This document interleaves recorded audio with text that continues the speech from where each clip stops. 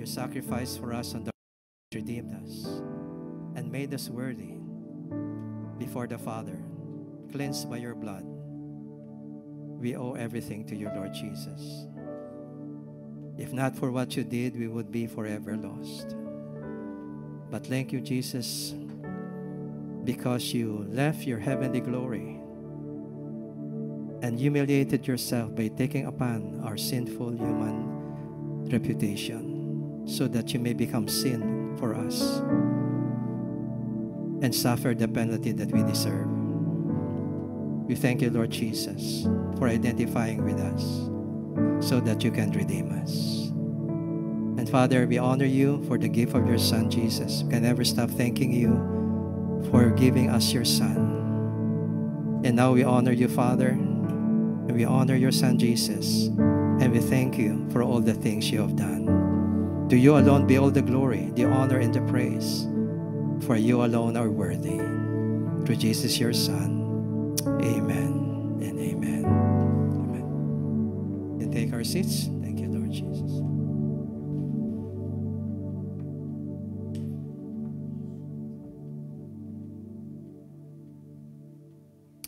Blessed morning, and can you say to the person beside you, you are a blessing. Oh, then sa kabila naman, you are a blessing. Okay, mahirap yung walang kasama, no? Okay, so we thank the Lord for bringing us together again today, not only to worship Him, but also to hear from His Word. And this morning, we are continuing the series on the Sermon on the Mount, but I took liberty to add other scriptures to highlight what the Matthew chapter 7 is expressing to us as the teachings of our Lord Jesus Christ, and there's something to do with offenses. All of us get offended, true or false, right? Sometimes offenses catch us by surprise. We're not ready for it. And because we're not ready for the offense, we tend to harbor resentment and bitterness and not able to forgive immediately because we were taken off guard, right? Offenses happen in the family, between husband and wife, between siblings, between parents and their children, among God's people in the community of faith, true? Even among relatives. And that is why we need to understand how we should avoid the bait of offenses, because many believers have been brought into bondage to sin and to Satan because of how they handled offenses in their lives. Amen? So this is about breaking free from the bait of Satan. Can we say it together? The bait of offense is the bait of Satan. How the bait of offenses bring us under demonic bondage. So let's start by first defining what offenses here means in the New Testament. Now, the word offense in the Greek New Testament is skandalon. Sounds familiar? Ano yung skandalon sa atin? Scandal. A public, humiliating act that is offensive to people, right? Skandalon. And the verb to take offense or cause offense is either you're the one offended and you take offense, or you're the one causing offense is the Greek word skandalizo. Sa ating English, scandalize. Okay? The noun also means stumbling block. That's why in different parts of the New Testament, the word skandalon can either be offense or stumbling block in the translations. But it's the same word, skandalon. And the verb to cause to stumble is the verb, that's the word skandalizo. It means basically a bait. Can we say that? A bait that entraps someone to commit sin or to stumble. Is a metaphorical way of saying nakasala, natisod ka, ibig sabihin nakasala ka. And it's thus similar to temptation. In other words, offenses are a source of temptation for us to get angry or to do something evil or malicious against the person who offended us. Is that true? Does that happen to you? Your husband said something that hurt you. How do you feel? Right? How do you react to that? Your wife said something that is offensive to you. How do you react to that? Okay? Because offense has been made. Now, an offense is something that can cause someone to sin or metaphorically to stumble along the way. Like to be angry or bitter against the offender. That is the most common reaction when we are offended. True or false? right? Getting offended, can we read this together? Getting offended is a universal experience in a sinful world. In other words, you should not be surprised if people can be offensive. Hello, you're not in heaven yet. You're not yet 6 feet below the ground. You are still in a sinful world. And both you and the other person are both committing sins against each other. Amen? Do we agree as Christians we also offend people? Okay. Getting offended is a universal experience in a sinful world, but how a person responds to that offense is a matter of personal choice. Okay? You cannot stop offenses from happening because people around you are not perfect.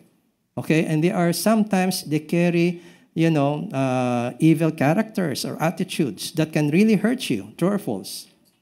And because they are fallen, they can do things that can actually hurt you and bring harm to you. And so that is something already given. We should not be surprised when people offend us. Rather, we should expect that. Amen? We'll learn more about that. How a person responds to the offense is always a matter of personal choice. So let's amplify on that one. Can we read this together? Getting offended and angry about it is often unavoidable, especially when it takes us off guard. But staying offended and angry is a matter of choice. Amen? So the first time you feel offense, you get hurt, that's normal. Everybody gets offended, right? But whether you're going to stay offended or remain in your anger, that is a matter of choice. And that is where the temptation comes in. The temptation to stay offended and angry and therefore sin against God, or the challenge to forgive the person and let it go. Okay? Can we read this together? When the offense leads the offended person, come on, join me. When the offense leads the offended person to succumb to the temptation to be angry or become bitter, it brings the offended person right into the devil's trap, especially if he chooses to stay offended and angry. So, in summary, every offense, let's read it together, every offense is either a temptation to fall into the sin of bitterness or a challenge to forgive. So, every offense that you experience is a temptation for you to sin or a challenge for you to forgive. What you choose determines whether you're going to sin or not. Amen?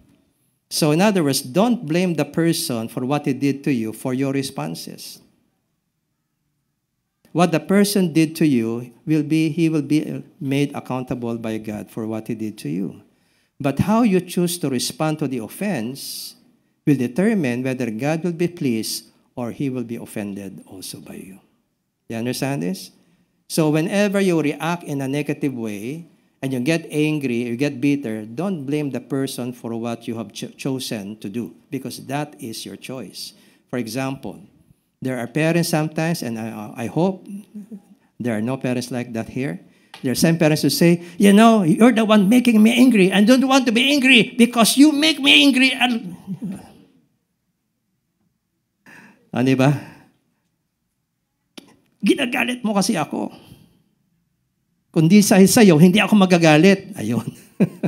So who is being blamed for the anger?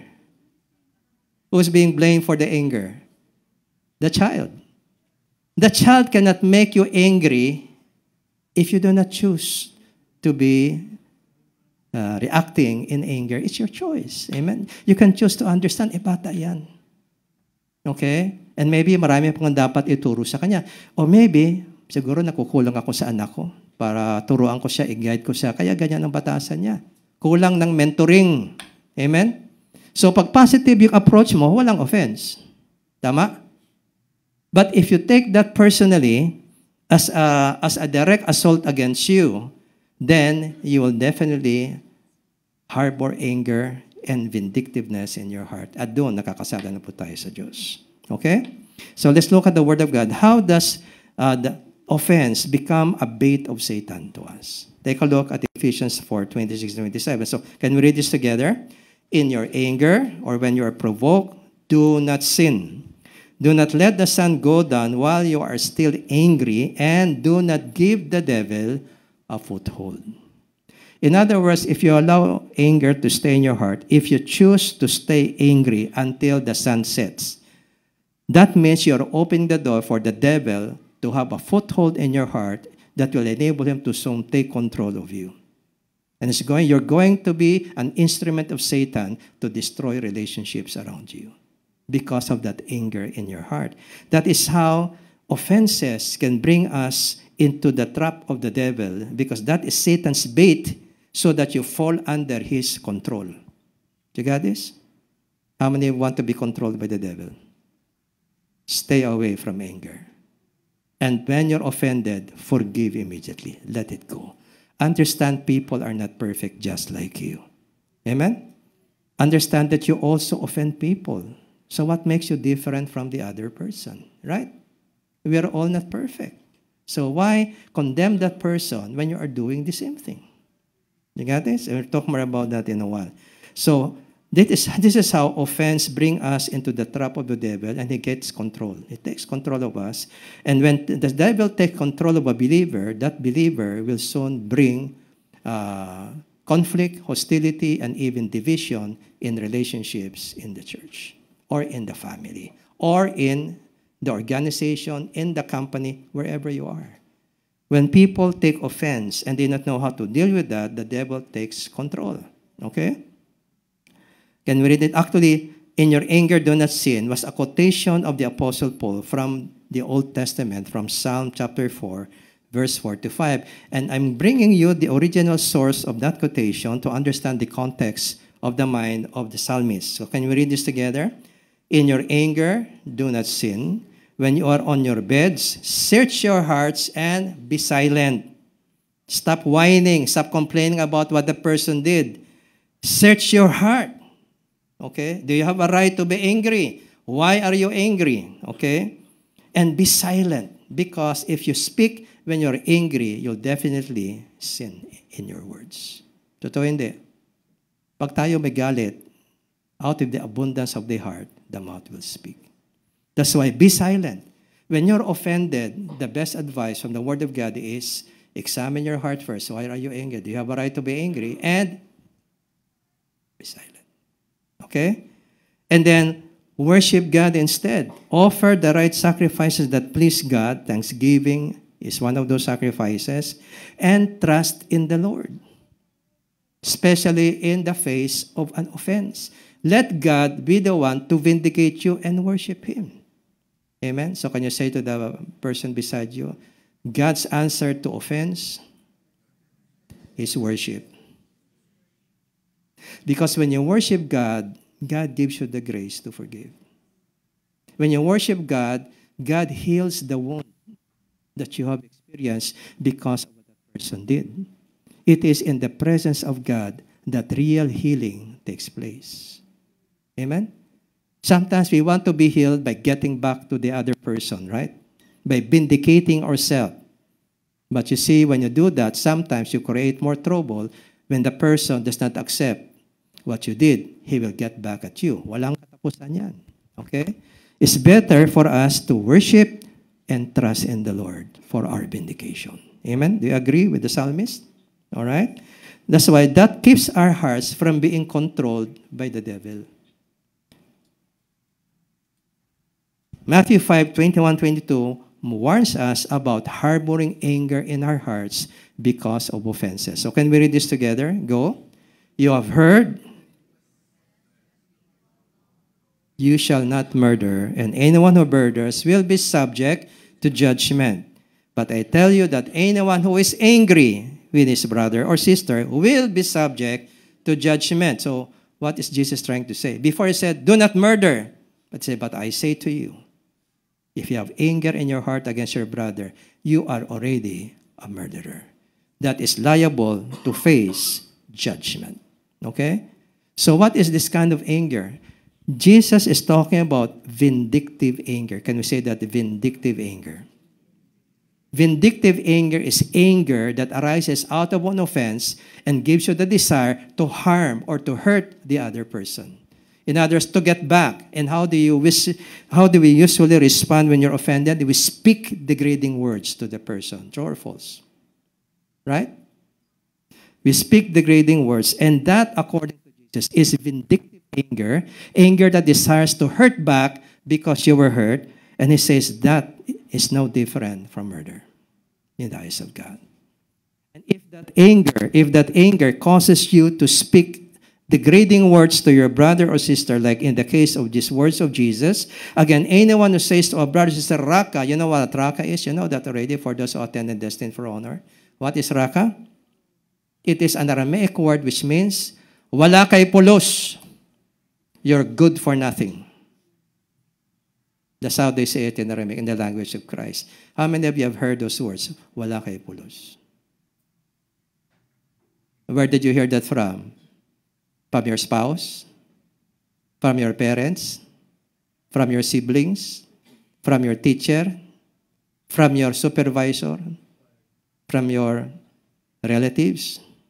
How many of you have heard those words? That person, in the eyes of God, just murdered you. Okay?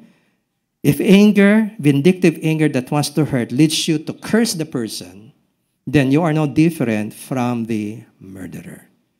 So how many of us have never been guilty of murder? Can you raise your hands, please? You've never been guilty of murder? You've never been angry? You've never said degrading words? But here's another thing.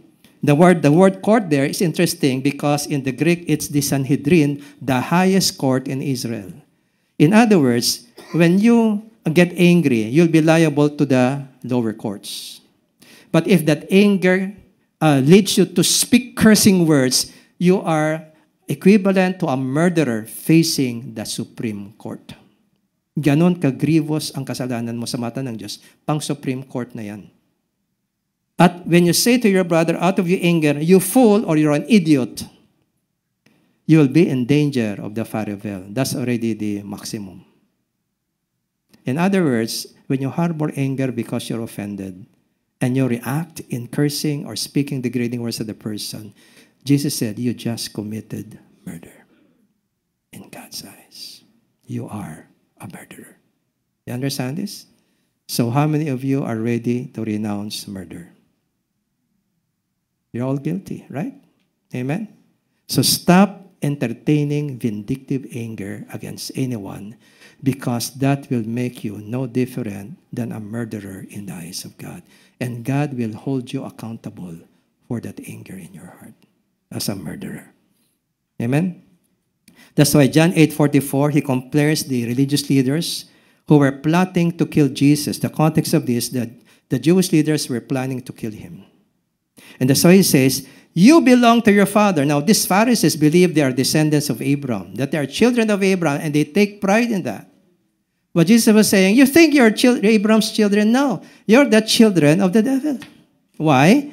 Because you want to carry out what your father's desires. What is your father's desire? To kill me. Okay? He was a murderer from the beginning. So any one of us who entertains vindictive anger towards a person makes us no different from the devil himself. Because he was a murderer from the beginning, not holding to the truth, for there is no truth in him. When he lies, he speaks his native language, for he is a liar and the father of lies. He is both what? A murderer and a deceiver. Now, can I say it together? Murderer and deceiver. Can you say to the person beside you, am I a murderer? Am I a deceiver? Because if I am, I'm like the devil. I am a child of the devil. Amen? And the saddest thing is when inside your own family or inside the church, there are children of the devil. Because they entertain anger against people that has offended them. Okay? Now listen. The sin, can we read this together? The sin on vindictive anger, go. The sin of vindictive anger as an act of murder, in Jesus' own words, puts us in bondage to the devil, the murderer, and causes us to carry out what he desires against our fellow brothers and sisters. When you entertain anger in your heart, the devil takes control and will use you to divide the people. Because that is the job of the devil. Destroy the church. Divide the people. Destroy the family. Destroy the marriage. Divide husband and wife. Divide parents and children. Why? Through anger. Anger. I remember somebody who came to me for counseling. Pastor, yes. Why? Pag-pray mo ang family ko. Why? Parang impyerno yung pamilya ko. Ang daming demonyo sa pamilya ko. Ang bakit mo nasabing maraming demonyo sa pamilya mo? Walang katapusan. Ang away, sumpaan, siraan. Ganun ba? Hindi ang demonyo ang gumawa nun, kapatid. Pastor? Hindi ba demonyo yon? Hindi. Batasan natin yon. Alam mo, one of the extremes of the modern theology of spiritual warfare is that almost all human offenses are attributed to the devil. Even our human sins, human character flaws are attributed to the devil. Kaya, because demonyo yon, I don't take responsibility. So pag lagi nagsasabi, may spirit of yan, kaya ganyan yan siya. Anong responsibility niya? Hindi mo magtatagumpay ang demonyo kung di man siya umuo. To adopt that kind of attitude. Amen? So ang kailangan ng mga kapatiran, pag lagi may away-away, hindi palayasin ng demonyo. Kasi ang demonyo hindi lalayas kung ang batasan nila hindi magbago. Ang kinakapitan ng demonyo, yung iyong ugali. Yung attitude mo, yung galit mo, yun yung kinakapitan ng demonyo. Kung wala yon, wala siyang magagawa. So palayasin mo yung demonyo, pero yung tao, may galit pa rin, may bitterness, babalik at babalik yun. Amen? Pagkasabi sa iyong katabi, ang kailangan natin many times, ang kailangan natin many times, hindi deliverance, kundi repentance. Ang problema hindi ang demonyo, ang problema ang batasan. At yung batasan, sinisisi sa demonyo. So paano siyang bubabago? Hindi naman niya kasalanan. Kasalanan ng demonyo yun. Kaya yung tao, mananatiling ganun kasi ang demonyo may kasalanan, hindi siya. Agree or disagree? People will never change until they take full responsibility for their own actions. If you keep blaming others or even the devil for your actions, you will never change because you don't understand repentance. So pagsabi sa iyong katabi, ang talagang kailangan natin ay hindi deliverance, kundi repentance. Pero kung mahirap mag-repent kasi masyado na nabulagan yung tao at masyado siyang kontrolado ng demonyo na hindi siya makarepent, yun, kailangan na ng deliverance yun. Okay? Pero most of the time, ang kailangan, mag-repent. Amen? So pag tayo nag-pray po, stop praying against the devil. Pray about the person's attitude so that God will change the attitude. Kasi pag nagbago attitude, ang demonyo wala na magagawa. Tama ang demonyo, ang mga spirito po, parang mga daga yan. Yung bahay kanaming ray, maraming daga. Nakita ko, paano ka pang-pest control, libo-libo pa lang yun. Naku. So, ang ginawa namin, preventive na lang. Napansin namin, yung mga daga, papasok sa gabi sa loob ng bahay, pag may naaamoy na mga tira-tirang pagkain, may naamoy na pagkain. So, to stop them from getting into the house, what do? Linisin lahat, walang matitirang pinggan na may pagkain na maamoy ng mga daga para wala silang atraksyon. Amen? So, pag ang daga laging nandyan, ang sisisihin ba natin yung daga? Talaga, mga dagang yan! Pero hindi ka naman naghuhugas ng mga pinggan mo, ang dami tayong mga kalat na pagkain dyan, di ba? Hindi naliligpit. Yung daga may kasalanan noon, tama? Hindi. Sino may kasalanan? Kung bakit maraming daga? Yung taong hindi malinis sa kanyang bahay. Rats are always attracted to garbage. No garbage, no rats. No masamang ugali, no masamang attitude, walang demonyo. Intindihan po natin. Okay? So pagkasabi again, nag-repent ka na ba, kapatid? Wag mo nang akusahan ng demonyo. Kasalanan mo yan. Amen? Okay? So, because of that anger in our hearts, that anger aligns us with the murderer. And because magkamukha na tayo ng demonyo, i-adapt ka na niya na maging anak niya. Pag-sabi sa katabi, adopted ka ba? Dahil sa galit mo, sa iyong bitterness na yan, nagpa-adapt ka na ba? Yan ang sabi ni Jesus, mga anak kayo ng demonyo. Dahil sa galit nyo sa akin, gusto nyo akong patayin. You're a murderer because your father is a murderer. Amen. So pag-sabi sa iyong katabi, please don't carry out what the devil wants through your anger. Kasi marami kang masisira, pati sarili mo. Amen? Okay? Let's read this together. 1 John 3, go. This is how we know who are the children of God, who are, and who the children of the devil. Ay, pwede pa lang may children of God, may children of the devil in the church. Pwede ba yan? May sabi sa katabi, sigurado ko ba anak ka ng Diyos? Kasi may children of the devil din daw. Paano malalaman ang children of God at children of the devil? Anyone who does not do what is right is not God's child, nor is anyone who does not love their brother or sister, but instead they hate their brother because of offenses. Anyone who hates a brother or sister is a murderer, just like the devil, and you know that no murderer has eternal life residing in him. Kaya pag tayo nagtatanim ng galit sa ating kapwa na offended tayo, mas tayo ang maghihirap kaysa dun sa tao. Bakit? Kasi kakapitan tayo ng demonyo. At magiging adopted na anak tayo ng demonyo. Amen. Sabi sa katabi, sigurado ka, hindi ka adopted, nag-aaway. Magpatawad ka. Okay, magpatawad ka. Dahil kung gusto mo matiyak na may eternal life sa iyo, kasi wala kang hatred. Okay? So, let's read this. 2 Timothy 2:23-26. Go. Don't have anything to do with foolish and stupid arguments because you know they produce quarrels. Sino mahilig sa debate dyan? Walang katapusan ng away dyan. Uy, nangyayari yan sa mag-asawa. Puro debate. Kung sino ang tama. Kaya walang katapusan yung away. Okay? Pagkasabi sa iyong asawa, nagdidebate ba tayo lagi? Kaya pa tayo away ng away. Okay? They produce quarrels. And the Lord's servant, who is the Lord's servant? Pakitaas ang kamay. Sure kayo?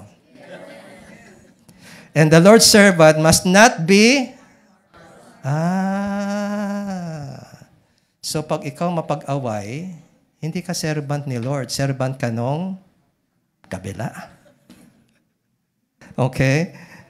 Must not be quarrelsome, but be kind. Kahit offended ka, be kind. Kahit offended ka, be patient, forgive. Be kind. Huwag mo siyang tularan.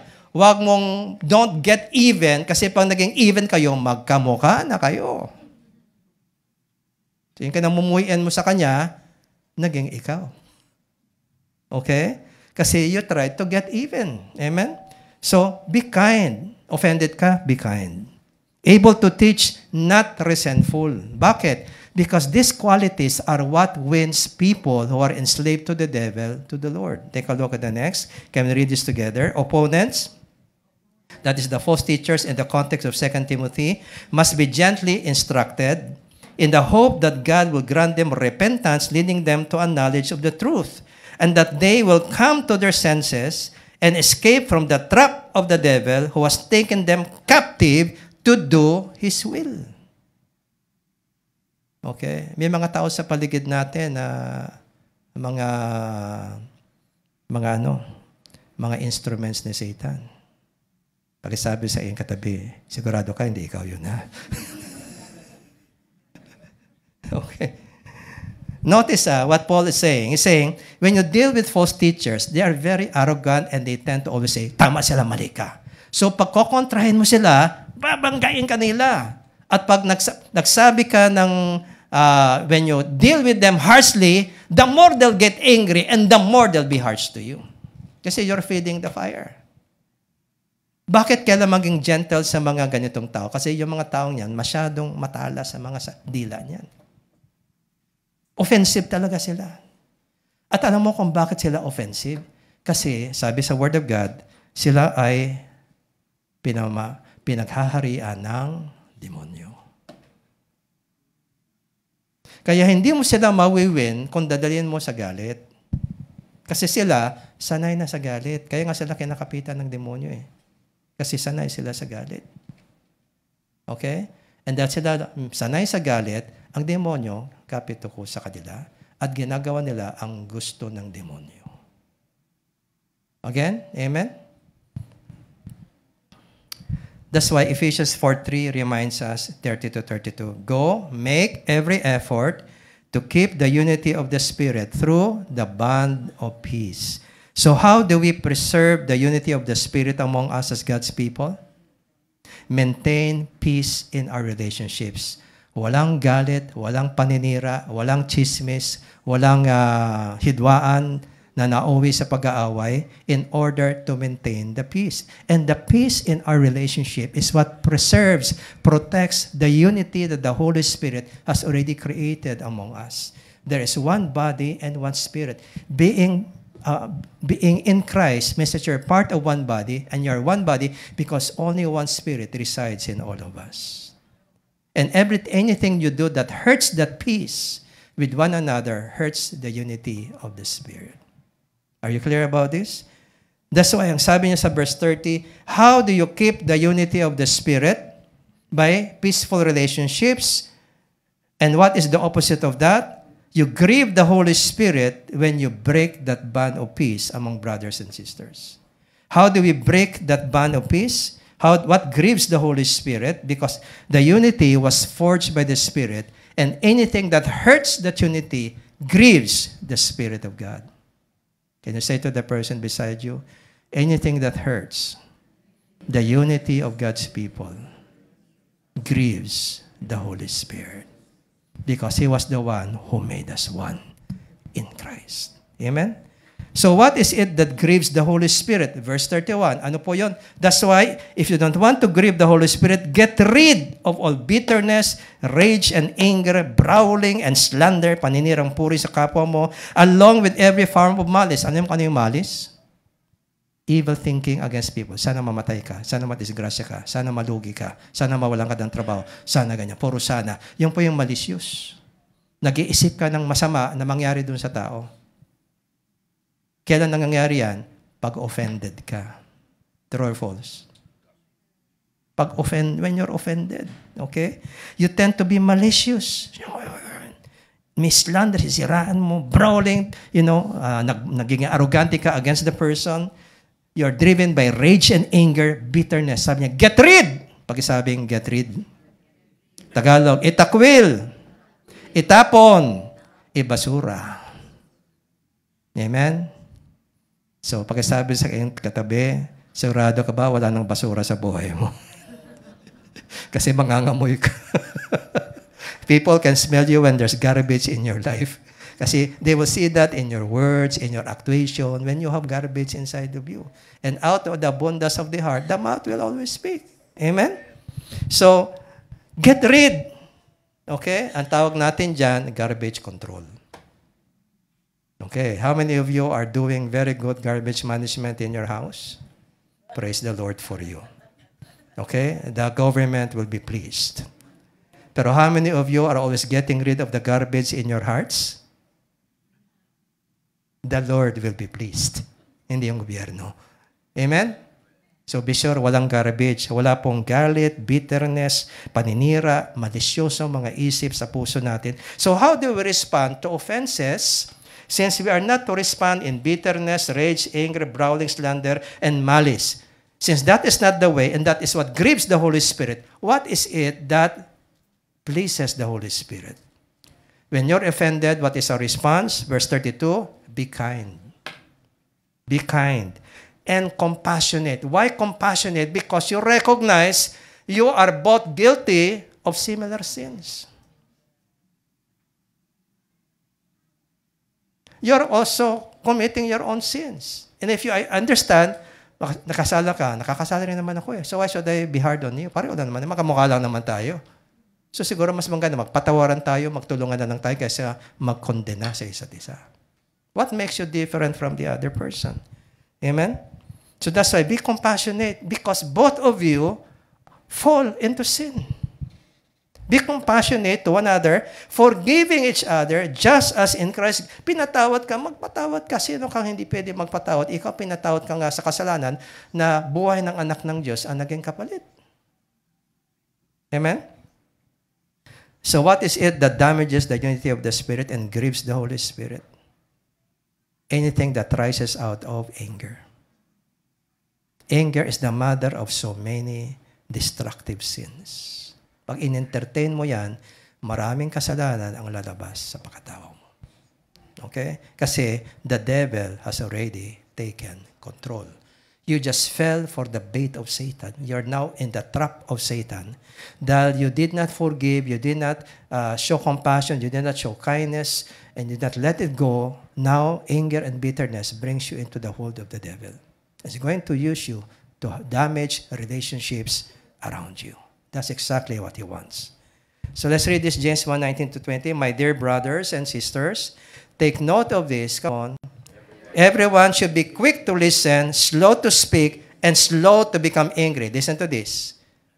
Those people are always quick to speak are also quick to be angry.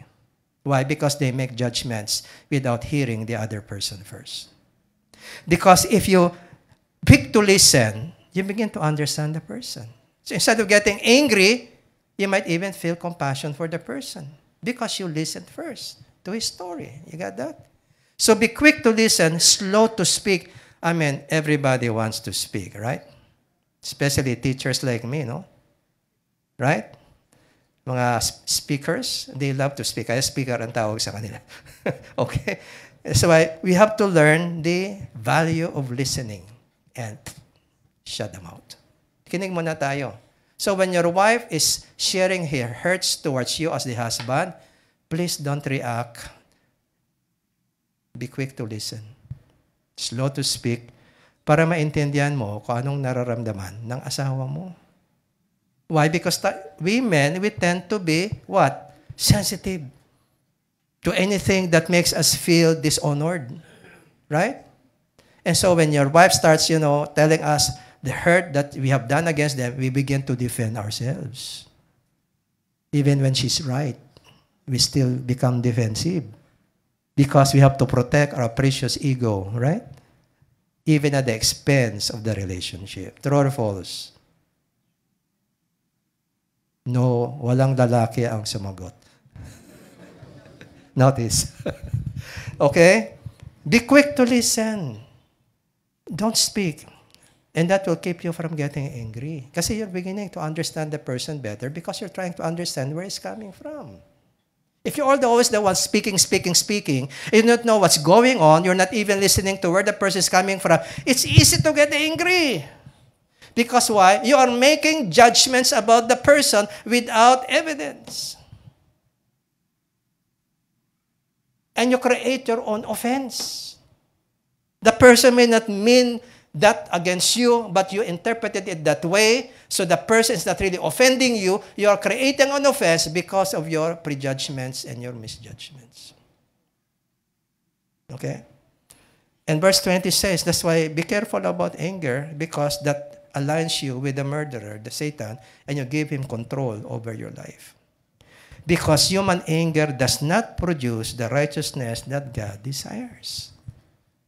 So can you say to the person beside you, I want to be righteous. That's why I have to get rid of all anger in my life. Especially when I am offended. Okay? So, let's talk about Hebrews 12:14-15. We call the root, can you say that the root of bitterness? This is often the result of offenses. Can we read this together? Strive for peace with everyone, and for the holiness without which no one will see the Lord. How do you pursue peace? And how do you grow in holiness? See to it that no one fails to obtain the grace of God and that no root of bitterness springs up and causes trouble, and by it many become defiled. When only one person harbors bitterness and started sharing that story to others, and others gullibly believe everything he or she says without getting to know the other side of the conflict, what happens? The person becomes defiled because he begins to think evil like you against that person. Do you agree with the writer of Hebrews that when somebody has bitterness, it will not be long before divisiveness happens in the church? True or false? Okay? Because that root of bitterness brings up and will cause trouble in the fellowship of the family and the fellowship of the church.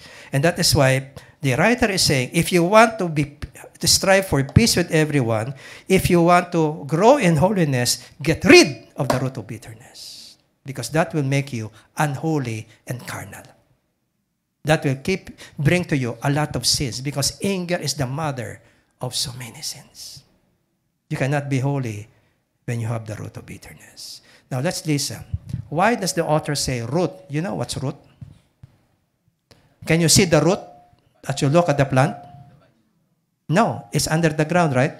You don't see it. It's not visible. Now, why is it called a root of bitterness?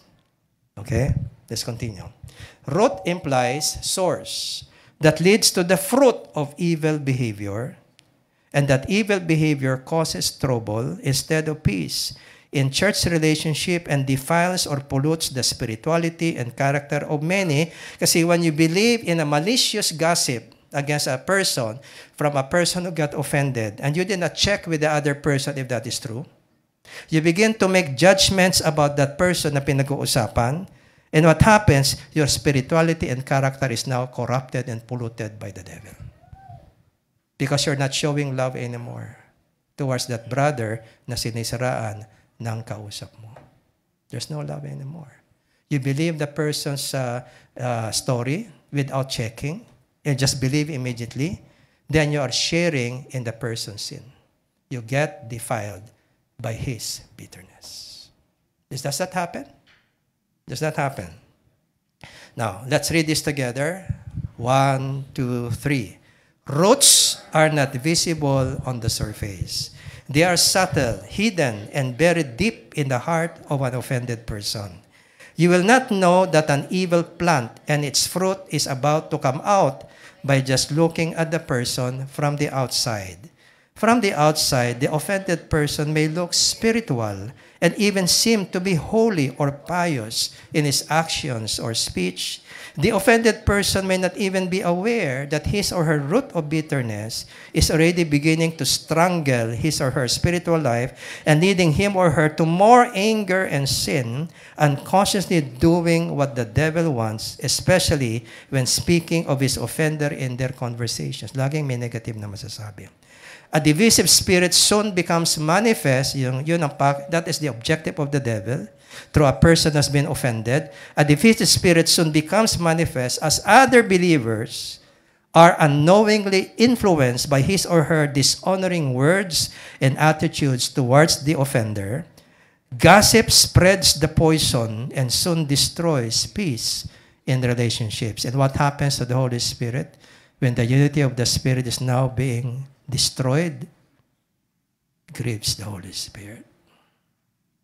Amen? You know, a bitter person, you will not recognize them immediately.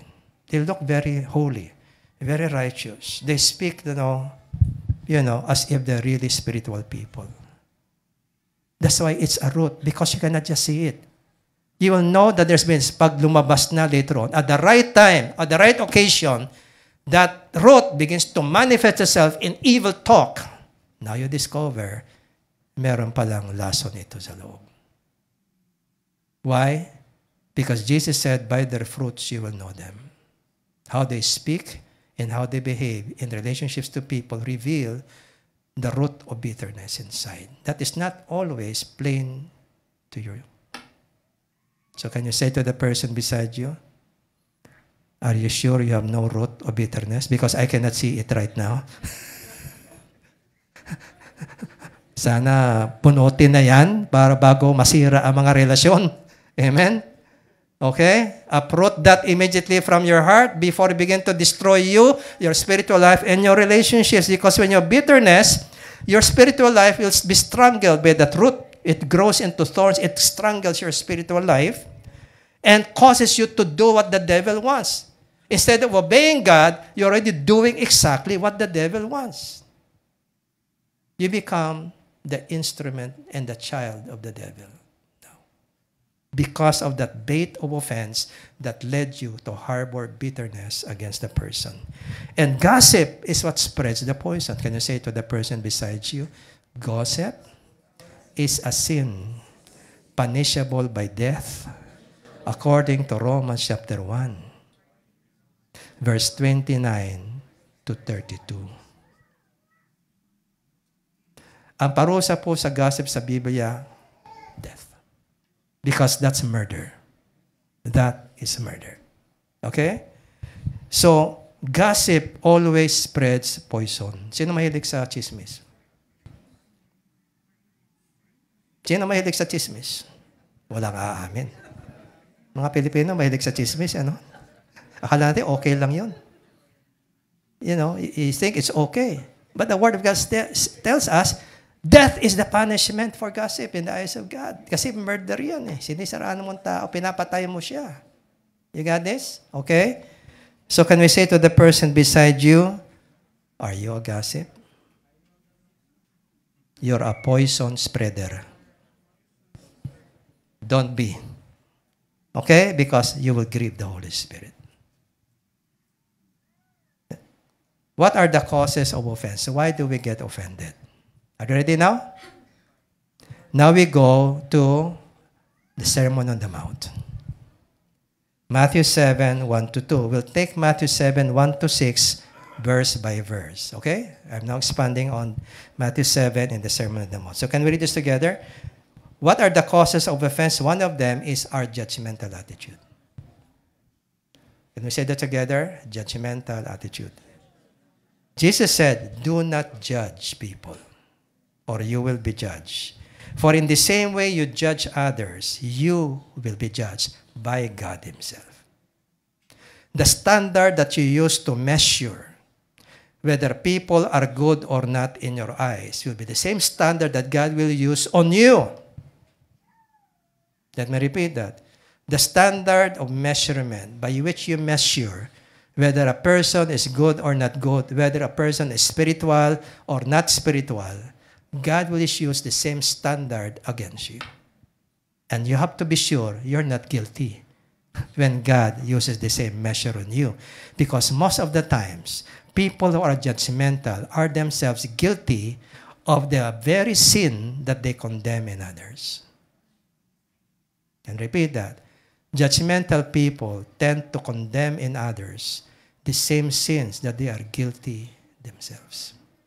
That's why Jesus warned, do not judge because you will be judged. Okay? And listen to this. In the Gospel of Luke, there is a different way that this statement is said. Can we read this together? The same Sermon on the Mount. Do not judge, and you will not be judged. Do not condemn, and you will not condemn. Forgive, and you will be forgiven. Now, very interestingly, in the Gospel of Luke, you see, judging somebody is making a conclusion about the person's intentions behind his actions or words without concrete evidence. You are making a prejudgment, okay? And because you made a negative judgment with the person, you will tend to condemn the person, correct? Because you believe this person is like this because of what he said or what he did to me, siguro ganyan to, ganyan siya. You make judgments of the person and then you condemn the person. Why? Because many times it's because the person, you are offended by the person. Do you notice that we tend to be most judgmental on people who are offend us? Agree or disagree? We tend to be more judgmental of people who offend us, true or false. That is the warning. Instead of judging and condemning forgive. Just as God has forgiven you. You see, in John 3, verse 17, for God did not send His Son into the world to condemn the world. Jesus did not come to condemn anyone, but that the world may be saved through Him. Now, while Jesus, our Savior, does not come to the world to condemn anyone, Christians tend to be more condemning of their own kind than Jesus can ever be towards sinners. Where is that coming from? Where is that coming from? That's why we are what? Do not judge or you will be judged. Do not condemn. Because according to Jesus' law in John 8, in the story of the woman caught in the act of adultery, He said, those of you who are without sin, be the first one to cast the stone of condemnation against her. In other words, in Jesus' words, only the sinless has the right to condemn people. And therefore, nobody qualifies. Amen? That's why do not condemn because you have no right. Only God can see the hearts of people, not you. And so that you will be. If you're offended, don't condemn. Forgive. Amen? Can we say, forgive, don't condemn. Kasi nakakasala ka na sa Diyos. Here's another one. Romans 1. Go. You therefore have no excuse, you who pass judgment on someone else. For whatever point you judge another, you are condemning yourself because you who pass judgment do the same things. Alala ko minsan, I was driving in Manila. Somebody cut me. And I was so angry, offended. I harbored the anger. Hinabol ko siya. My wife said, please, please, huwag ka nang patulan yan. Pareho lang naman kayo. Patay. Tama. Kung ano yung bagay na ginakondem mo sa sarili mo, mas matindi ang pag-condemn mo sa iba. Yeah, do not condemn. Forgive. Amen? Do not judge because you may not also pass the test. If God judges you and avoid the same thing. And here's what Paul said. Now we know that God's judgment against those who do such things is based on truth because only God is omniscient. He knows all things. You don't. Okay? So when you are a mere human being and you're not God who is omniscient, you're a human being na limited lang ating capacity of knowledge, pass judgment on them and yet do the same things, do you think you will escape God's judgment? You judge them, God will judge you. Baka ikaw, mas worse pa dun. Kasi wala tayong right mag-judge because people around you are not yet finished products. God is not finished with them yet. Neither is God finished with you. Amen? So can you say to the person beside you, please don't judge me. God is not finished with me yet. You have no right to finish me by your judgmental attitude. Amen? You know, one of the things I have adopted in my life for many years now, that's why I don't entertain the idea. I don't consider myself as having enemies. There are people who don't like me. I don't consider them enemies. There are people who do something nasty against me. There are people who do things that, show disrespect towards me. I do not take offense. You know why? Because my attitude is this. Even if I have seen the worst in you, because I know you are not yet finished, I'm willing to believe that the best in you is yet to come. And never stop believing that. That is how Jesus looks at you. Amen? He never looks at you on the basis of what you are today. Jesus looked at Simon Peter and said, you are Simon, son of John. You shall in the future be called the Rock, because the Rock is the opposite of his personality because he is so vacillating, so unstable. And he knew this was the one who will deny him 3 times. Alam ni Jesus, ito yung magdi-deny sa kanya. Pero sabi niya, you're going to become the Rock. Because that's your potential. And I will make you the Rock one day. So God doesn't look at you on the basis of your weaknesses because all those things you already paid for on the cross. His concern is to make you the person you were meant to be. Amen? That's why wala tayong right mag-judge ng mga tao kasi ang Diyos hindi pa tapos sa kanila. Baka later on, they may become more holy and spiritual than you. And later on, they become even better than you. Why do you judge people? They're not finished products yet. Can you say to the person beside you, all of us While we are not perfect, are masterpieces of God's grace in the making. Be gracious. God is not finished yet. Amen?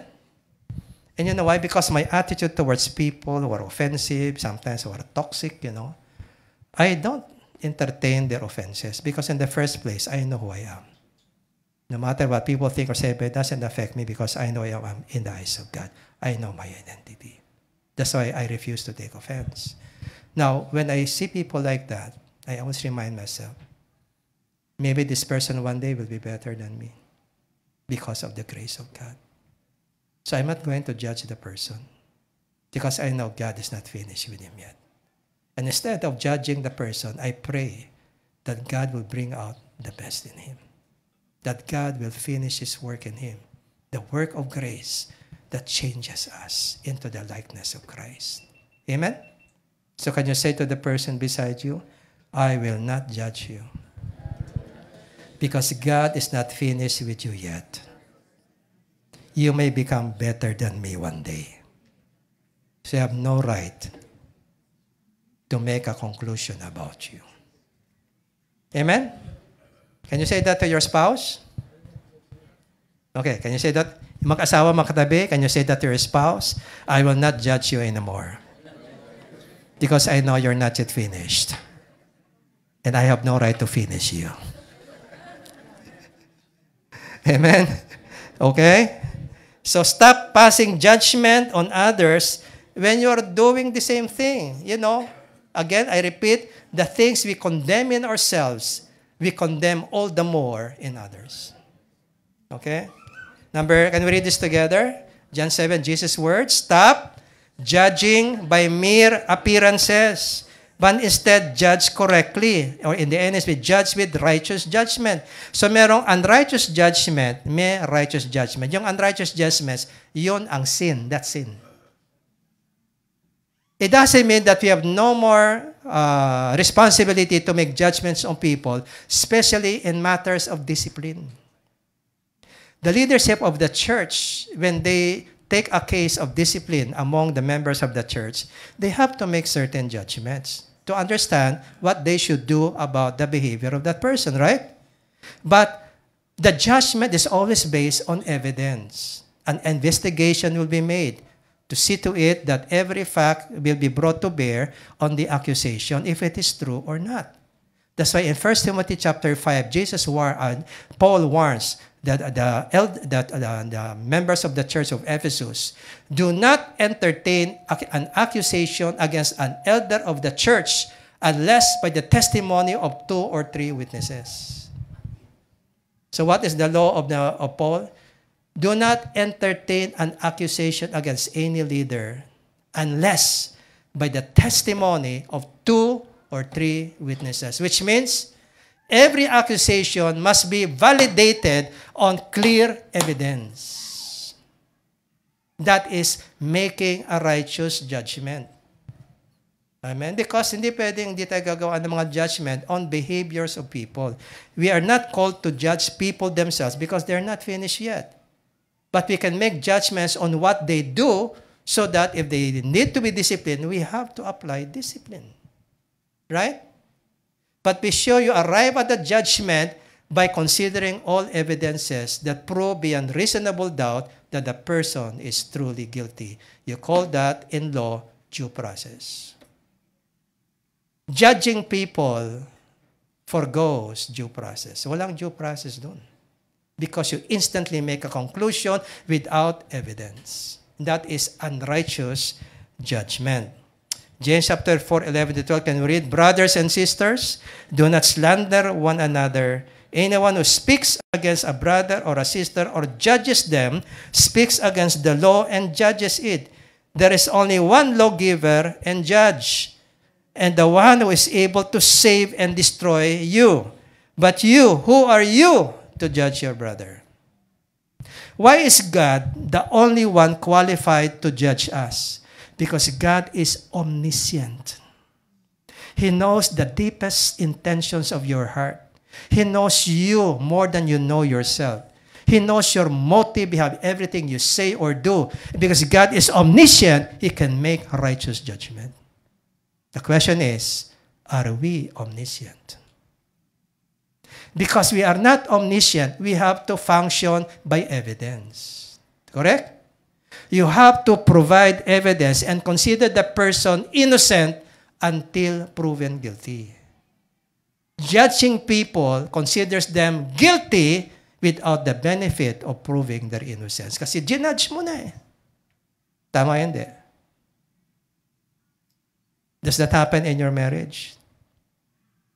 Hindi ka lang pinansin ng mister mo, galit ka na. Kaya pala hindi pansin kasi ang sakit pala ng ipin niya. Ginudge mo na. Snub.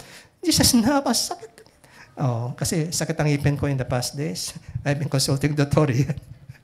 Kagabi, umatake na naman. Anyway, so wag mo i-judge. No? Pag tahimik yan, baka may nararamdaman yan. Hindi dahil ni-snub ka. Okay? So, don't make a judgment. Don't slander people. Sabi niya, only God has the right to judge because God is omniscient. Who are you to judge your brother? Do you presume you know everything about that person? Do you presume you know the intentions of that person's heart? Sadly to speak, there are sometimes people who claim to be omniscient because they are so sure they know everything about you when they actually don't know enough about you. There are people like that. Have you known people like that? Very judgmental. Na parang alam niya lahat ng inisip. Lahat ng motibo mo, sigurado siya, yun ang motibo mo, kayo ginakondem ka niya. May mga ganun kayong kilala? Ako marami na po. Anyway, here's it then. Can we read this together? This then is how you ought to regard us as apostles, as servants of Christ, and as those entrusted with the mysteries God has given. Background po, chapter 3, this church is a very divided church. And one of the causes of division is loyalty to human leaders. May mga Corinthians kasi, mga Greeks, mahilig sila sa wisdom, philosophy, intellectual.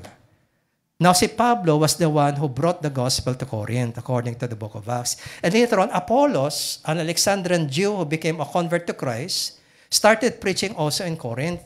Okay? Pero si Apollos po, hindi po siya apostle, but he is coming from Alexandria in Egypt. And Alexandria in Egypt, there are many Jews there, and that is the center of Hellenization.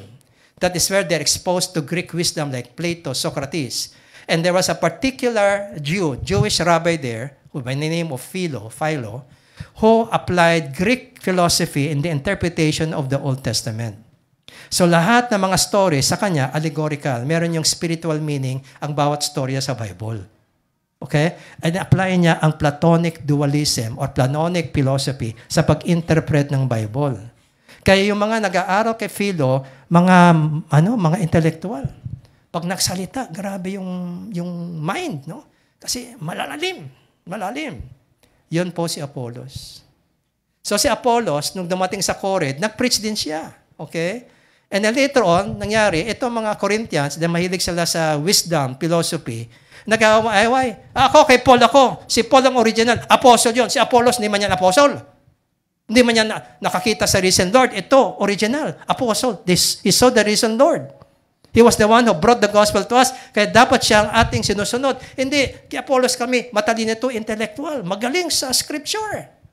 Very eloquent. Okay? Gusto ko doon sa intellectual. Yan. Si Pablo kasi hindi ganun ka-intellectual magsalita. Very practical si Pablo. And sometimes very legal. Especially expounding on the law. They understand this. Pero hindi siya intellectual. So nagkakaroon sila ng mga loyalty because they measure these leaders based on human standards. They interpret the value of each person based on their own ways of judging them. Kaya nag-aaway-away sila. Anong sabi ni Pablo? Now it is required that those who have been given a trust, by the way, in chapter 3, he just said, I planted the seed, Apollos watered, it was God who gave the growth. So why do you glory on human leaders? I'm just a servant. Apollos is a servant like me. We just did our job. But God is the one who caused you to grow. We are not the one who made you grow. God made you grow. I gave the seed, He watered it, and now you're growing because of the grace of God. So why do you boast and start building loyalties to human leaders at pinag-away-away nyo. That's the problem, you see? Because these are Greeks and they see Paul as not as intellectual as Apollos. So gina-judge nila ang truth ng kanilang sinasabi based sa kanilang sariling standards. You got this? And that is what he's interacting now. Now, it is required that those who have been given a trust, kami yon, servants lang kami, utusan lang kami. Pagkasabi sa katabi, utusan lang ako. Servant. Huwag niyo kami masyadong gawing mga superstar. Hindi kami superstar. Servants. Amen? No, mahilig talaga tayo sa superstar. Ano? May superstar complex tayo kung minsan. Uy, galing to. Anointed yan. Ako, superstar complex yun. Pero isa, ay, hindi anointed yan. Ayaw makinig dyan. Meron tayong superstar complex Ang Diyos nga gumamit ng isang donkey to share His word. Na-convict si Balaam sa donkey. Grabe, ang galing ng Lord, no? Hindi niya kailangan na superstar, kahit asno, kahit niyang gamitin, to bring His message. Amen? So we have sometimes the superstar complex. Ganun yung mga taga-Corinth. Mahilig sila sa superstar complex. Sabi ni Paul, hindi kami superstar. Servants lang kami. Utusan lang kami. Okay? And we are called to be faithful. And I care very little if I am judged by you because you're judging us and your judgment determine kung kanino kayo magiging loyal, me or Apollos. Okay? I am not even judged. I care little if I'm judged by you or by any human court. Indeed, in fact, I don't even judge myself. My conscience is clear because I cannot see everything in me. Sometimes I'm blinded. It is the Lord who judges me, not you. Not you, because you're not omniscient like God. And then he says, my conscience is clear, but that does not make me innocent. It is the Lord who judges me. Therefore, judge nothing before the appointed time. Can you say that together? Judge nothing before the appointed time. Wait until the Lord comes. He will bring to light what is hidden in darkness and will expose the motives of the heart. Yung akala mong kapatid mo na napaka-spiritual, later on, pag damay nga ang time of judgment, siya pala yung pinakakarnal sa mata ng Diyos. Can you say to the person beside you, appearances deceive? Don't be misled by appearances. Fear God and do not judge people. Amen? So, sabi, He will bring to light what is hidden in darkness and expose the motives of the heart. So in other words, if you are in doubt about a person's motive, the advice is, ask, don't judge. Like, sabi mo sa misis mo, Han, what did you mean when you said that? Or, Han, when you did that, what did you mean? When in doubt, ask. Do not judge. True or false? Hindi. Makasawa, you know why couples often fight? Because they make a lot of judgments of one another. Without really finding out, totoo ba yun? Totoo ba yung aking interpretation sa kanyang sinabi? You never ask. You just judged. Kaya, pong, away. True or false? How many of you are married admit that? We tend to make judgments about our spouse. Right? And we take offense when no offense was intended. True or false? Because of our judgmental attitude. That is why, number one cause of offense is not what people do. Number one cause of offense is our judgmental attitude that makes us believe na masama yung ibig sabihin niya kahit wala namang ganong intensyon. So, dahil iniisip na masama ang kanyang motibo, we get offended, right? And then you ask later on, ay, hindi pala yun ang motibo niya. Patay. Wala palang offense. Who created the offense? You created the offense. When no offense was intended, when the person did not even want to offend you, but because of your judgmental attitude, ininterpret mo negatively ang kanyang words, ang kanyang ginawa, ikaw ang nag-create ng offense. Agree or disagree? Many of our perceived offenses are imagined because we really don't know each other. We make judgments presuming we know everything. And that's where we sin against the Lord. Amen? That's why sabi ni Paul, At that time, when God reveals the true intentions of the hearts, each one will receive their praise from God. Now, brothers and sisters, I've applied these things to myself and Apollos kasi kinukumpara mo kami, you rally with me, some of you rally with Apollos. I'm saying this to apply this to myself and Apollos for your benefit so that you may learn from us the meaning of the saying, do not go beyond what is written. What is Paul saying? You know, when something is written, you can see it, right? You can see it, right? When something is written, you can see it. Correct? Right? Can you see? But how you interpret what is written is another thing. Correct? Paul is saying, you see us, we are servants of Christ. Please don't judge us based on your own intellectual standards. You are interpreting our hearts based on your own standards, not the standards of God. In the eyes of God, we have been faithful. We have just been carrying out what the Lord wants us to do. And now, based on our actions, you make judgments on whether we are valid, legitimate, or not. You are going beyond what is written. You are putting your own interpretations into the facts that you see. So when Paul said, do not go beyond what is written, do not make any judgment beyond what the evidence provides. Kasi what is written can be interpreted in many ways.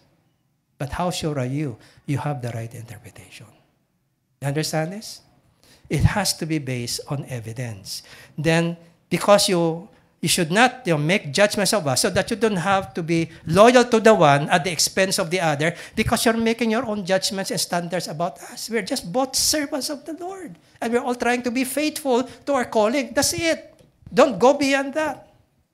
Everything you are saying is all judgment. Okay?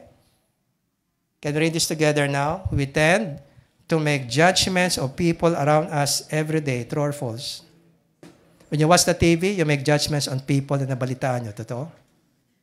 When you talk to your friends, you make judgments on people na nakwento sa inyo. Totoo? When you wake up in the morning, you see your wife, your husband do certain things, you make judgments on your spouse, right?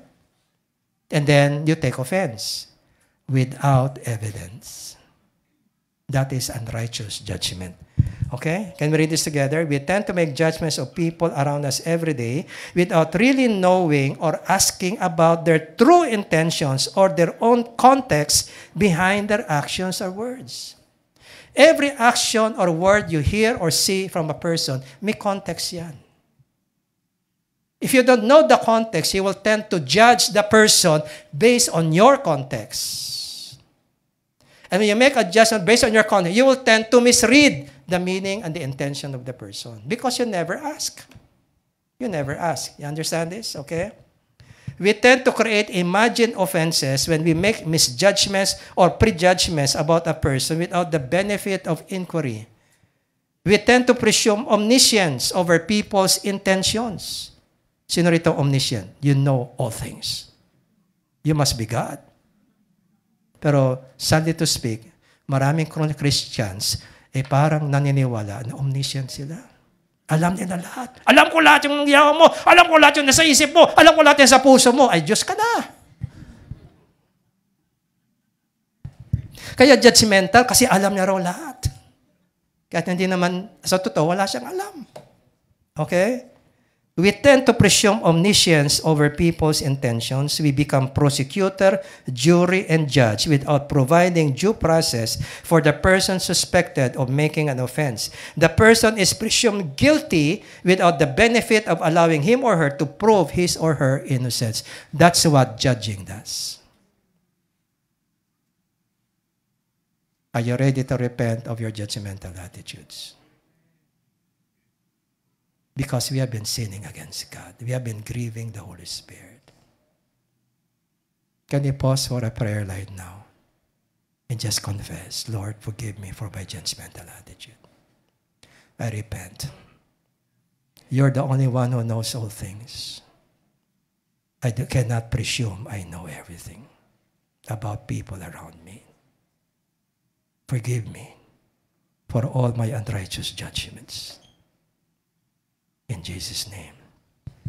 Amen. This judgmentalism often occurs in the context of destructive gossip. Those who agree with the gossip often make malicious judgments of the person accused, since they do not first give the accused the benefit of hearing or his, her side of the conflict. True or false? May sabi, ay, ganyan siya, ganyan siya, ganyan siya. Oh, he did this to me like that. You immediately believe the person because he's your friend, right? Right? But you never first investigated the side of the other. So now you are making a judgment without evidence. Because when a person is hurt or offended, these people tend to exaggerate things to make the person look like the bad guy and he's the good guy. That is what always happens with gossip. Exaggeration. Okay? And those who believe in gossip are themselves guilty of judgment, unrighteous judgment, because they have no evidence if those accusations are really true from the other person's perspective. Right? Every conflict has two sides, not one. Furthermore, offended people are often driven and blinded by emotion because they're hurt and tend to exaggerate the offense or misjudge the conduct of the accused. Those who easily believe a malicious gossip without verifying the facts first with the other party commit the sin of unrighteous judgment. This is where we create offense when no offense was intended because we made a judgment call without investigating first. Amen? Pakisabi sa iyong katabi, stop gossiping. Be an investigador and reconciliator, not dividor. Okay? Here are some quotable quotes from social media. Can we read this together? Never believe in a one-sided story. It always has some missing pages. Read, malicious rumors can make you dislike innocent people. Don't judge people by what others are saying about them. Be wise. Get to know them for yourself and then form your own opinion. The one talking to you may be the one you need to stay away from kasi napaka-judgmental na tao yan. Okay? Medyo, this is a little more abrasive. Can you read this together? Gossip dies when it hits a wise person's ears. Malicious rumors are started by haters and then carried and believed by fools. In other words, we become like fools when we immediately believe a negative story from somebody who was offended. Kasi you don't know what's happening from the other side. Maring ito na misinterpret lang and is creating an offense over something that may not actually be true from the other person's side. Because people tend to be judgmental. True or false? Right? So when you start gossiping about an offense done to you, and it falls to a person who is wise, and a wise person will never believe in anything until he sees both sides of the story. Again, who is a wise person? You can say that with me. A wise person will never only entertain one side. He will never make a conclusion until he has seen both sides of the controversy. That is a wise man. But gossip, malicious rumors are started by haters and carried and believed by fools. Can you say to the person beside you, am I wise or am I a fool? I just believe anything I hear. Okay? Can we read this together? People with self-righteous attitudes, when offended, will never tell people the full story. They will only tell the part that makes you look bad and them innocent. You know, it takes two to create a conflict. True or false? Pag isa nasaktan, sisiraan itong isa, palabas, ako innocent, siya masama. Pero kung kakausapin mo yung other side, may nagawa rin itong hindi tama sa kanya. Pero hindi niya sasabihin yon. He will only tell you that part of the story that you make the other person look back at para lumabas na innocent ako. Does that happen? All the time. That's why if you believe in a gossip, you are a fool in God's eyes. Okay? Number 2, what causes offense are self-righteous and unforgiving attitudes. Continuing Matthew 7, the Sermon on the Mount, when you look at why do you look at the speck of sawdust in your brother's eye and pay no attention to the plank? Plank means log. I mean, this is really a hyperbole, hyperbole, exaggeration. Pinapansin mo yung napakaliit na speck sa mata ng iyong kapatid. Pero may troso sa mata mo, hindi mo makita. Okay? Yun sabi ni Jesus. How can you say to your brother, let me take the speck out of your eye when all the time there is a plank, a log in your eye? You hypocrite. First take the plank out of your eye. Deal with your own offenses first. Okay? And then you will see clearly to remove the speck from your brother's eyes. What is the interpretation? Can we read this? We tend to be critical and condemning of the small faults and imperfections of others that Jesus compares to a speck of sawdust, especially when we are offended, biased, and unforgiving. Our pride and self-righteous attitude blinds us to our own bigger or uglier faults, yun yung troso, and makes us magnify the lesser imperfections of the other person. This self-justifying focus on the faults of the other person often leads us to take offense. Kaya bakit tayo offended? Kasi self-righteous tayo. Kasi lagi tayong tawa, laging mali yung mga tao sa paligid natin. Kaya kapal pa kayo, na-offended tayo kasi ba't ganyan ka? Ikaw, santo ka ba? Okay? Kaya ka nagte-take offense kasi tingin mo sarili mo, righteous ka. Kasi kung humble ka, yun yung nakakasala ka, hindi ka magiging gano'n. You have that kind of attitude towards the person. True or false? Kasi you're not self-righteous. You recognize I'm also a sinner saved by grace. Amen? If you truly want to help the other person become better, we first need to humbly deal with our own uglier faults so we can learn to have compassion and be able to see more clearly how we can truly help and encourage the other person to deal with his or her personal defects. Ibig na i-condemn mo sa kanyang defects, dahil ikaw alam mo marami ka rin kasalanan na malalaki, tinanggal mo na, ngayon, magkakaroon ka ng more compassion, hindi magiging malinaw kung paano mo siya matutulungan kasi hindi ka na self-righteous hypocrite. Dahil ikaw, nagpakumbaba ka. True or false? Let's continue. Number 3, we get offended because of unrealistic expectations of others. Matthew 7:6, the last verse. Do not give to dogs, Jesus said, what is sacred. Do not throw your pearls to pigs. If you do, they may trample them under their feet and turn and tear you to pieces. Kaya ano ka mag-offended kat pag mali ang expectation mo sa mga tao. Halimbawa, Proverbs 23:9 amplifies on what Jesus said. Do not speak to a fool, for he will scorn the wisdom of your words. Whoever corrects a mocker invites insult. Whoever rebukes a wicked man incurs abuse. Nangyayari ba yun? Maganda intention mo. Gusto mo siyang tulungan. Pero dahil ang kanyang isip, masama. Lahat ng ginawa mo, masama sa kanya. Kaya atakihin ka niya. Have you met people like that? Amen? Sometimes, it can be your spouse. Right? Tinutulungan mo. Kaya. Sabihin ng wife, mahal siguro, awayan ka pa. Gusto mo lang tulungan yung asawa mo, di ba? Kasi masyadong mayabang yung dating. Okay? Kaya sabi nga, you know when a person has an evil character, please don't force what you think is good if he cannot see that.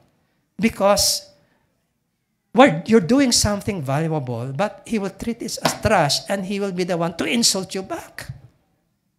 Okay? Can we read this together?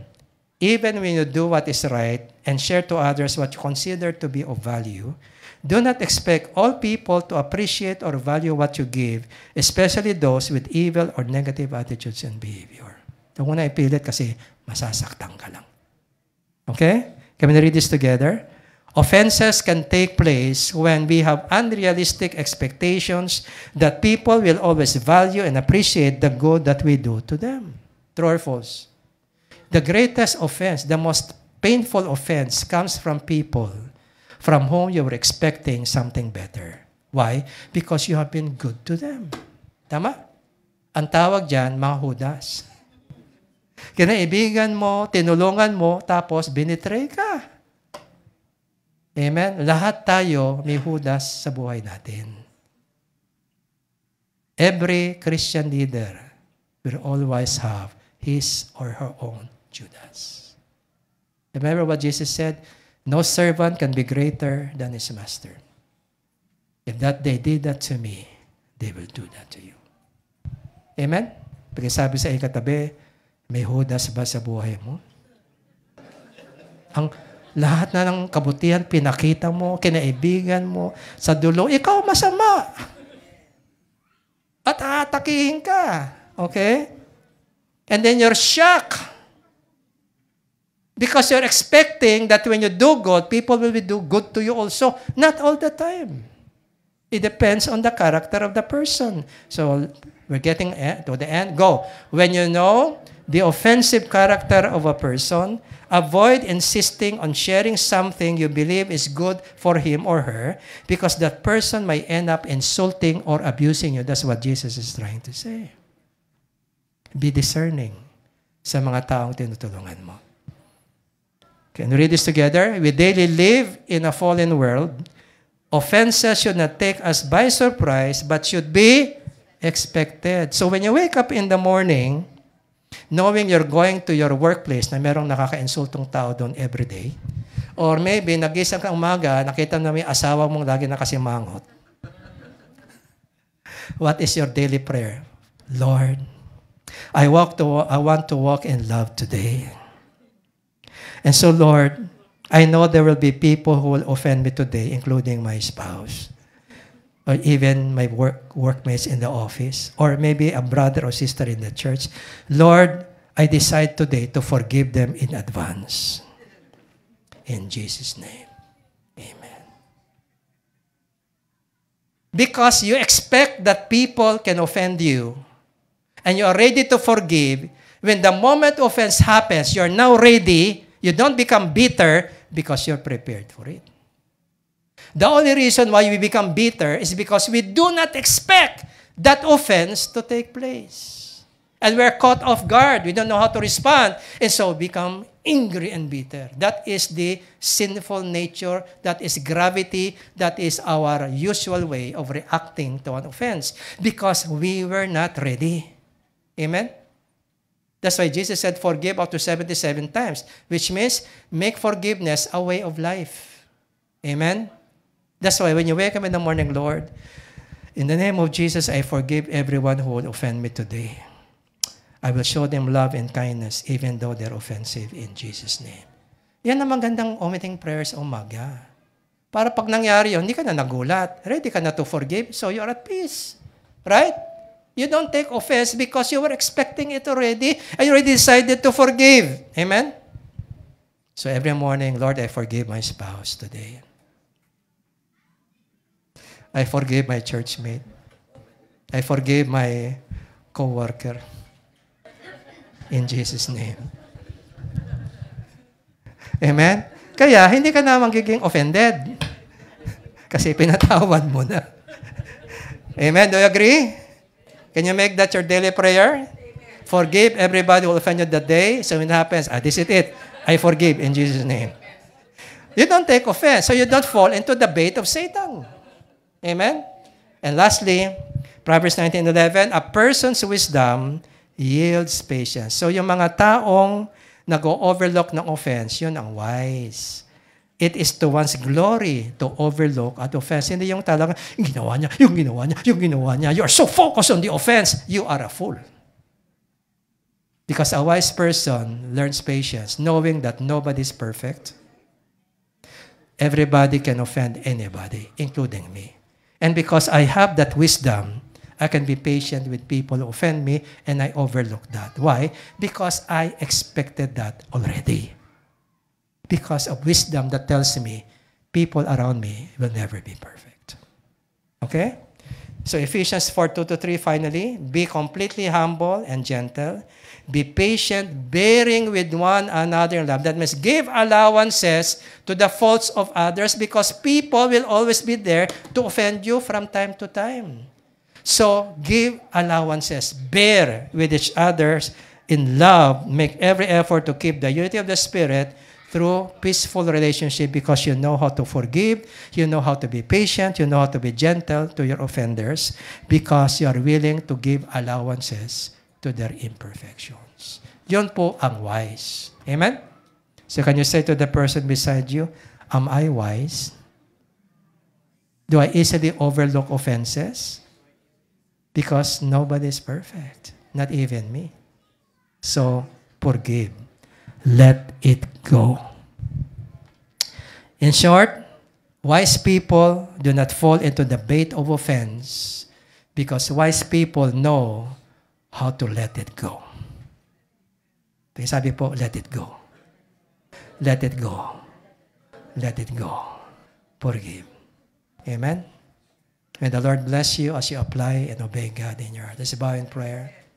Father in heaven, we can never thank you enough. You have showed us so much kindness and gentleness even when we were at our worst. That while we were yet sinners, you demonstrated your love in that Christ died for us. When we were the ugliest, we were the most offensive, you showed grace to us. And now as we have received grace, may we show grace to people around us. May we stop believing gossips and be wise enough to hear the other person's story so we can make a wise judgment rather than an unrighteous judgment. And Lord, forgive us for judging people who in your eyes are still products in the making. You have given us the Holy Spirit to change us. And we know you will finish the job one day in each one of us. And Lord, may we have that faith to believe that even when we have seen the worst of someone, we can believe that the best is yet to come. Because we are all your masterpieces of grace in the making. Forgive us, Lord, for all our judgmental attitudes. Forgive us for all our self-righteous attitudes. Forgive us, Lord, for our unrealistic expectations of people. And help us, Lord, to love and understand people. For we all, in the end, are sinners saved by grace. For your glory, in Jesus' name.